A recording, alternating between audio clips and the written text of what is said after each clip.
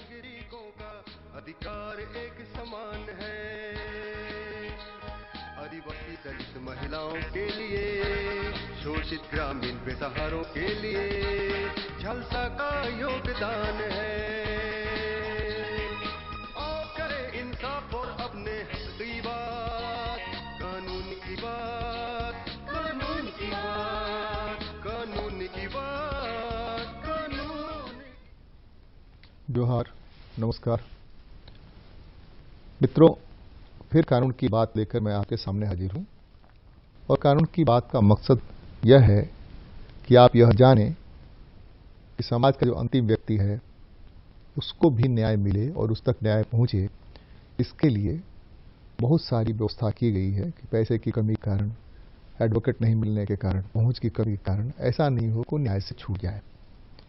इसके लिए सर्वोच्च न्यायालय के आदेश पर विधिक सेवा प्राधिकार बनाया गया, जो राष्ट्रीय स्तर से लेकर जिला स्तर पर और जहां सब डिविजनल कोर्ट है वहां भी उस स्तर पर भी, और कहिए कि गांव-गांव में ये अलग अलग भूमिकाओं में अलग अलग अपने स्टेक होल्डर के साथ काम कर रहे हैं।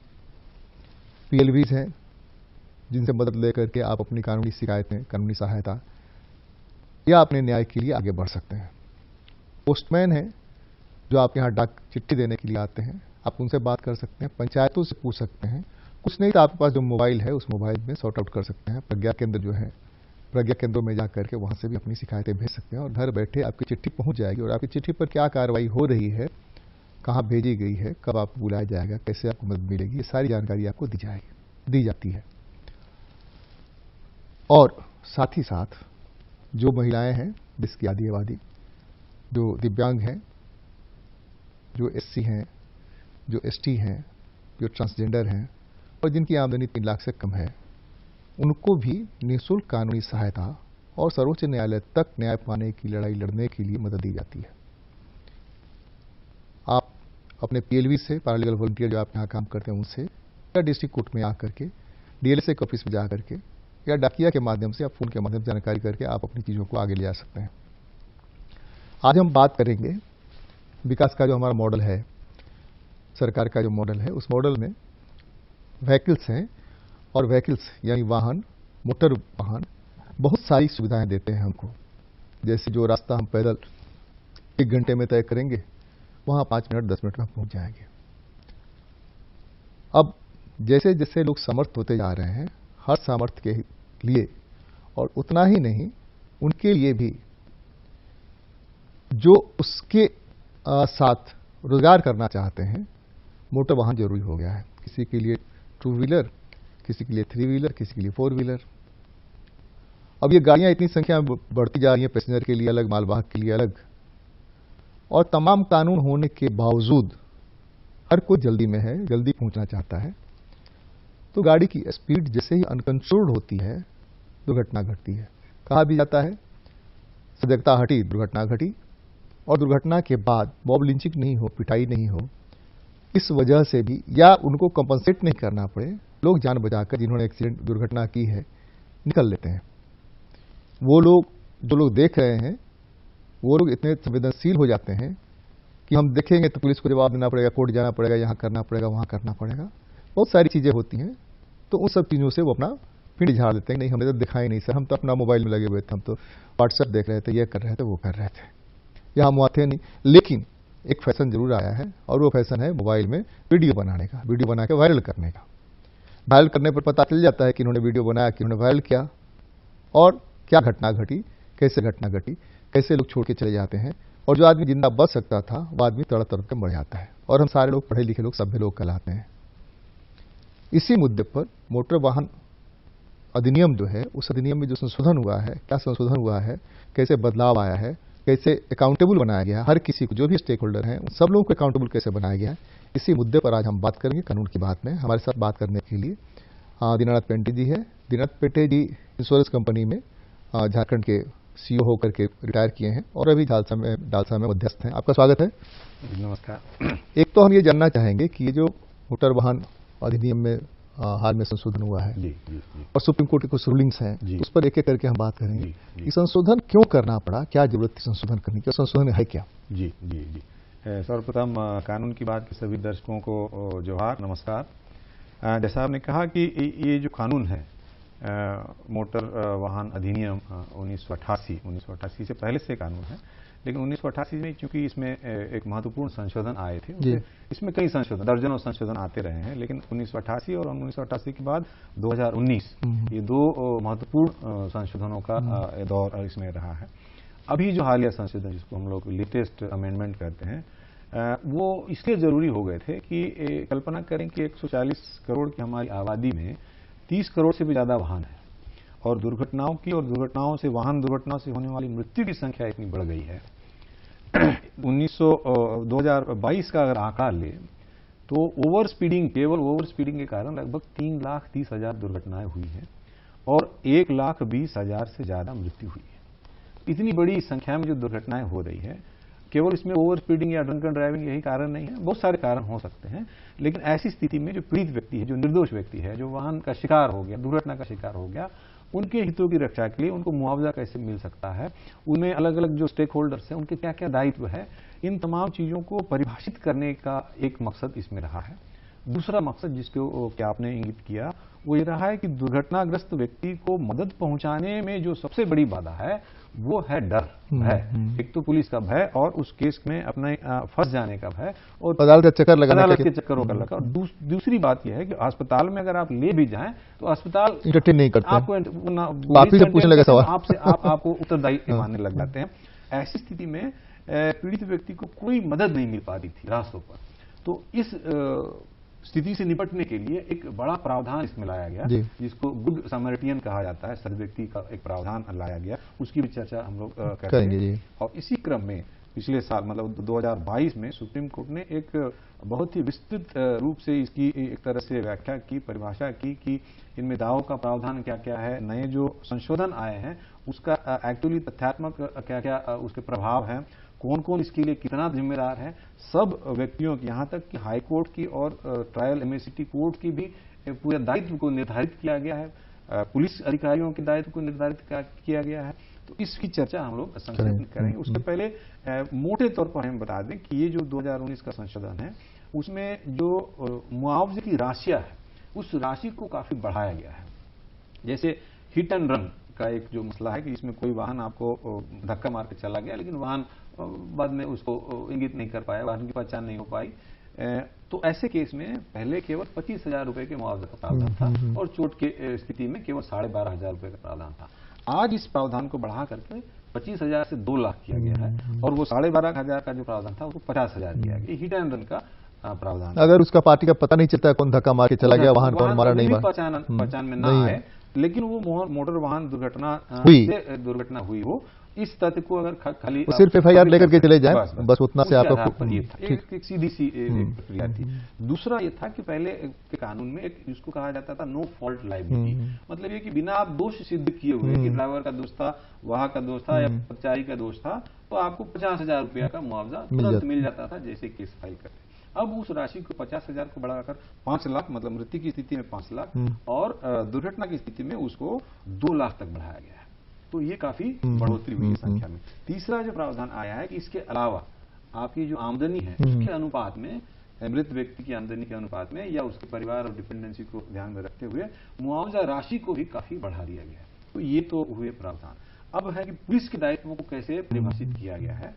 पहले होता था कि मृत दुर्घटना हुई, आराम से एक चीज इसमें बहुत जरूरी है, वो जरूरी ये है कि जहां दुर्घटना होती है मृत्यु के मामले में भी और वो घायल होने के मामले में भी सबसे पहला काम लोग करते हैं सड़क जाम करके बढ़ जाते हैं कि इसके इलाज का खर्चा दो और नहीं तो हम वो नहीं करेंगे और इसकी मृत्यु का खर्चा, नौकरी दो, ये दो। स्टेट गवर्नमेंट्स ने भी, जहां तक झारखंड स्टेट गवर्नमेंट का आपको याद आ रहा है कि इन्होंने भी कुछ प्रावधान किया है कि इमीडिएट जैसे ही दुर्घटना होती है वहां सर्किल अफसर की जिम्मेदारी दी गई है कि वो जाकर के उसको कंपनसेट करे, उसके दाह संस्कार या उसके इलाज की सारी व्यवस्था करे। हाँ, बाद में ये प्रक्रिया जो है उस प्रक्रिया में, लेकिन रोड जाम नहीं करिए। मैंने हम अपने दर्शकों को यह बताना चाहते हैं कि रोड जाम करके उस घायल को वहां रख रहे हैं या मृत शरीर को आप वहां पर रखे हुए हैं, उसे दाह संस्कार नहीं कर रहे हैं, यह करने की जरूरत नहीं है। घटना घटती है, आप सीओ को खबर करिए, सीओ को बुलाइए और सीओ से अपना वो ले लीजिए ताकि उसका संस्कार हो जाए। अब नियम पर बात करते हैं जी। अब है कि पुलिस की जिम्मेवारी ये थी कि इन दुर्घटनाओं का कन्वेंशन नहीं होता था, कोई जांच इसकी ठीक से नहीं होती थी। अगर ड्राइवर थाने तक पहुंचा तभी उसकी जांच आगे बढ़ती थी। अब ये कहा गया है इस कानून में, पुलिस उस एसएचओ को इसको दायित्व निर्धारित किया गया है कि दुर्घटना के 48 घंटे के अंदर आपको उस दुर्घटना की जांच करके 48 घंटे के अंदर रिपोर्ट फाइल करनी। हाँ, संबंधित कोर्ट को FAR देना है। FIR तो दर्ज होगा ही होगा, लेकिन ये जो फर्स्ट एक्सीडेंट रिपोर्ट है उसको आपको कोर्ट में जमा करना है। विदिन 48 2 दिन के भीतर। 2 दिन के भीतर आपको उसको कोर्ट में जमा करना है। उसकी कॉपी RTO को भी जाएगी, इंश्योरेंस कंपनी उसको ना अनुकूल नहीं कर सकते, कोई बहाना नहीं चले, कोई बहाना नहीं चले, उसका दायित्व होगा।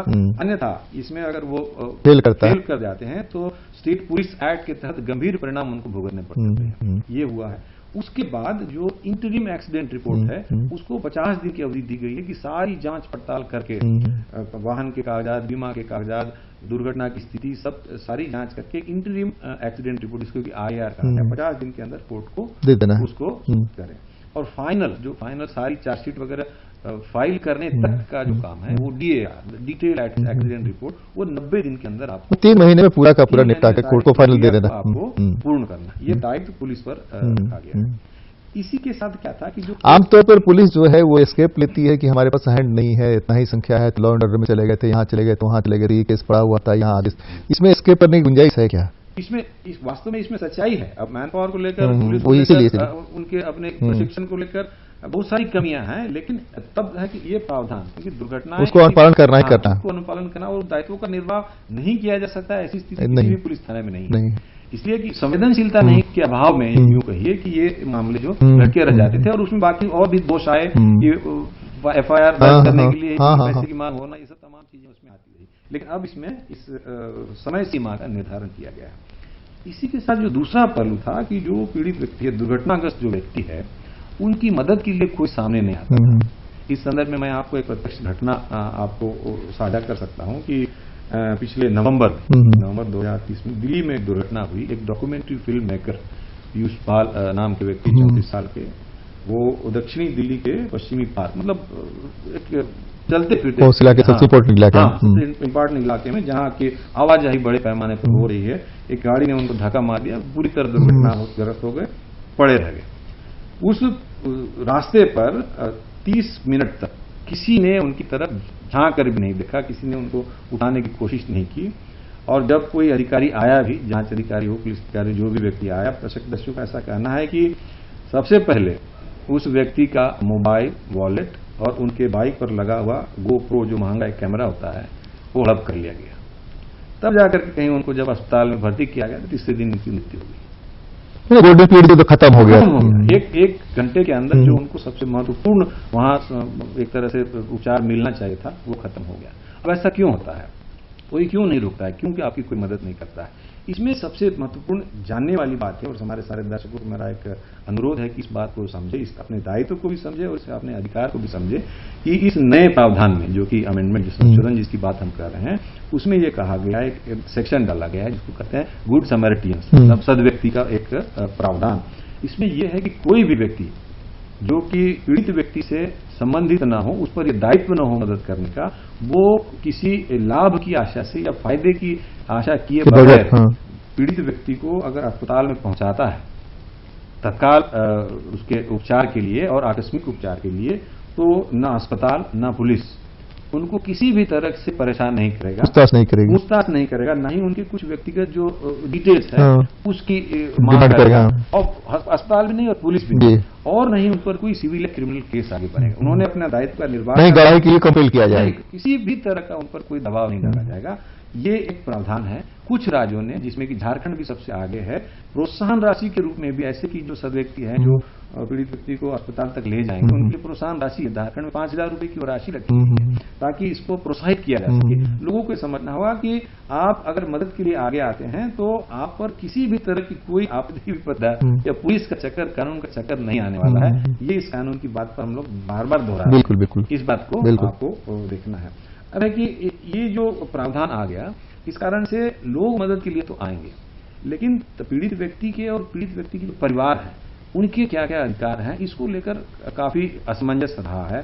MST के केसेस 1 साल से लेकर 5, 6, 7 साल इतनी लंबी वो प्रक्रिया रहती थी कि मुआवजा उस पीड़ित परिवार को नहीं हो सकता था, और कानून का जो उद्देश्य मुआवजा भी मिलता तो कोई मायने मतलब नहीं, तो वो सफल नहीं होता था। तो सुप्रीम कोर्ट ने जिस केस का हमने अभी जिक्र किया है, 2022 में उत्तर प्रदेश रोड ट्रांसपोर्ट बनाम एक वाहन मालिक, उस केस में सुप्रीम कोर्ट ने बहुत विस्तार से अपनी पूरी जो अनुच्छेद 142 संविधान के अनुच्छेद का प्रदत्त जो शक्तियां हैं उसका प्रयोग करते हुए सभी स्टेक होल्डर्स जो है उसके high courts, police, registering authorities, insurance company, MSCB court, तमाम लोगों के लिए निर्देश जारी किए। काफी विस्तृत निर्देश है।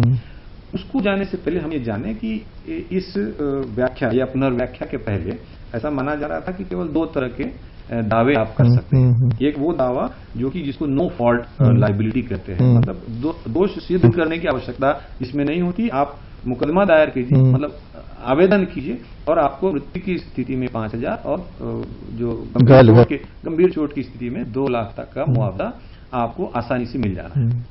इसमें केवल इंश्योरेंस कंपनी का दायित्व ये था कि वो अपना एक नोडल ऑफिसर नियुक्त करते। वो केवल ये जांच कर लेता कि उनकी पॉलिसी थी, लायबिलिटी इंश्योरेंस कंपनी की थी और वाहन परमिट के हिसाब से या नियम के हिसाब से, पॉलिसी के शर्तों के हिसाब से चल रहा था। बस इन तथ्यों की पुष्टि के आधार पर वो आपको मुआवजे की राशि प्राप्त करने का अधिकार था। वो एक था।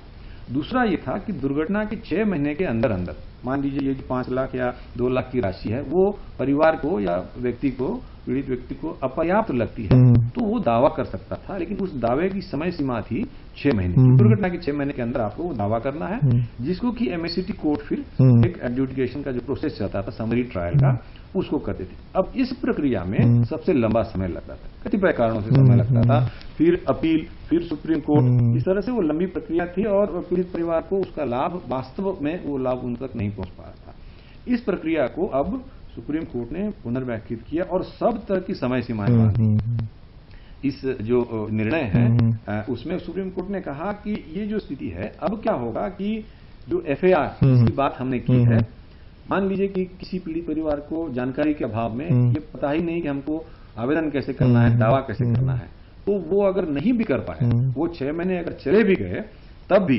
दावा खत्म नहीं होता है। दावा खत्म नहीं होगा। लेकिन कैसे, इसको सुप्रीम कोर्ट ने सबसे महत्वपूर्ण जो अभी उनका निर्देश है वो जानने लायक है, सभी दर्शक इसको जान लें कि जैसे ही एफआईआर हुआ और पुलिस ने एफएआर को कोर्ट में दाखिल किया 48 घंटे के अंदर अंदर, तो वह कोर्ट, मतलब एमएससीटी कोर्ट, स्वतः संज्ञान लेगा उस एफआईआर का और एक मिसलेनियस एप्लीकेशन वहां खड़ी कर दी जाएगी इस नंबर दे करके कि इस एफआईआर के आधार पर यह दावा यहां तैयार हो गया, निर्माण हो गया है। अब अगर उस क्लेमेंट ने या पीड़ित परिवार ने कभी अपनी तरफ से दावा किया तो उस समय जब वो दावा, ये जो मिसलेनियस एप्लीकेशन है, वो इसमें स्वतः जुड़ जाएगा। अन्यथा उस दावे की कार्यवाही इंडिपेंडेंटली चलेगी, बावजूद इसके कि किसी पीड़ित परिवार ने उसका दावा किया हो या फेल हो गया। तो ये जो एक स्वतः संज्ञान की प्रक्रिया इसमें आ गई, ये जो धारा 166 है उस दावे में बहुत ही महत्वपूर्ण निर्णय आया है। साथ ही साथ सुप्रीम कोर्ट ने इंश्योरेंस कंपनी के जो नोडल ऑफिसर का अपॉइंटमेंट और डेजिग्नेटेड ऑफिसर का अपॉइंटमेंट, उनके दायित्वों का भी निर्धारण कर दिया है और सारी इंश्योरेंस कंपनी के सीईओ को इस निर्णय की कॉपी भी सबको सर्व की गई है और कहा गया है कि आपके सारे क्षेत्रीय और नीचे के स्तर के जो नॉमिनेटेड ऑफिसर्स होंगे, डेजिग्नेटेड ऑफिसर होंगे, उनकी सूची, अद्यतन सूची या जो संशोधित सूची भी होगी समय समय पर, वो सूची उपलब्ध कराई जाएगी थानों में, आरटीओज को और एमएससीटी के साथ भी होगी, ताकि कोई भी व्यक्ति सीधे उनसे संपर्क कर सके। अगर कोई पीड़ित परिवार है, पीड़ित व्यक्ति है, तो उस डेजिग्नेटेड ऑफिसर के पास जाकर के कह सकता है कि मेरा यह आवेदन है, आपकी तरफ से क्या प्रस्ताव है। बिल्कुल। उस डेजिग्नेटेड ऑफिसर का एक दायित्व होगा कि 30 दिन के अंदर, एफआईआर की कॉपी मिलने के 30 दिन के अंदर वो अपनी तरफ से प्रस्ताव देगा कि इंश्योरेंस कंपनी की तरफ से ये दावे की राशि बन रही है। अब पहले क्या था कि दावे की राशि जब कोर्ट में शामिल, मतलब समक्ष चली जाती थी, तो या तो क्लेमेंट को पता नहीं चल रहा था, दावेदार को उसकी कोई सूचना नहीं होती थी। अब होगा कि जैसे ही डेजिग्नेटेड ऑफिसर वो कोर्ट के समक्ष प्रस्तुत करेगा कि हमको इस दुर्घटना में 10 लाख का हमारा दावे का अनुमान है और इस तरह से बनता है, तो कोर्ट, जो एमएससीटी कोर्ट है, वो स्वयं उसको जांच करेगा और उसका प्रस्ताव दावेदार को देगा या क्लेमेंट फैमिली को देगा। अगर वो उसको मान लेता है तो शीघ्र उसी का, तो तुरंत उसी अमाउंट पर उसका सेटलमेंट हो जाएगा, वो क्लेम प्लेस वहां बंद हो जाएगा। अगर पीड़ित या पीड़ित का परिवार उसको स्वीकार नहीं करता है, तब उसका आगे केस चलेगा। ये एक नया प्रावधान उसमें लाया गया है। साथ ही साथ ऐसी आशंका जाहिर की गई थी कि मान लीजिए कि पीड़ित परिवार में 2 व्यक्ति हैं, 3 व्यक्ति हैं, या गलती से उसी व्यक्ति ने जो दुर्घटनाग्रस्त हो गया, गंभीर चोटग्रस्त हो गया, 2 जगह दावे कर दिए, तब उनका क्या होगा।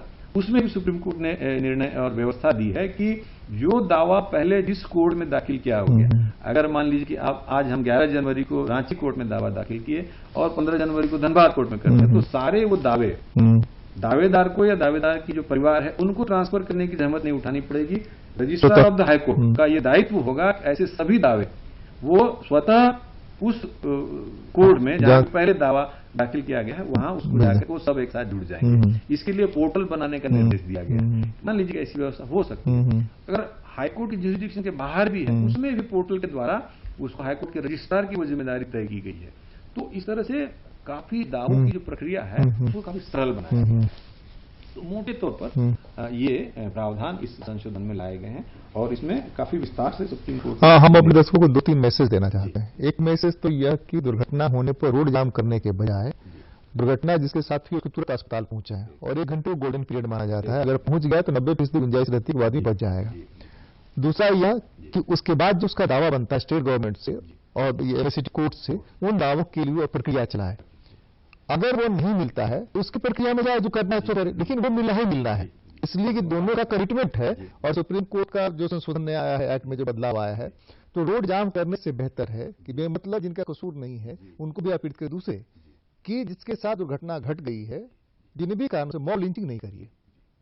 पुलिस कार्रवाई करेगी, उसको जो सजा का प्रावधान है अभी तो नया आया है उसमें क्या होगा नहीं होगा तो उसको सजा मिलेगी। आप क्यों मॉब लिंचिंग करें? इसलिए कि जब मॉब लिंचिंग करेंगे तो आप पर भी केस हो सकता है और आपको भी कोर्ट का दौड़ना पड़ जाएगा और आपके खर्चे होंगे। इसलिए कि कानून किसी को पहचानता नहीं है, कोई उसका सगा संबंधी नहीं है, यह बात माननी चाहिए। अभी बहुत विस्तार से इस पर जानने और बताने की जरूरत है, अगली बार हम देखते हैं। समय खत्म हो रहा है। कानून की बात में आज तो बस इतना ही, अगली बार मिलते हैं तो ये कानून और क्या क्या कहता है, कैसे आपको बहुत आसानी से आपके परिवार को अगर घटना घट जाती है आसानी से चीजें उपलब्ध हो सकती हैं। आपको बहुत बहुत धन्यवाद। जोहार, नमस्कार।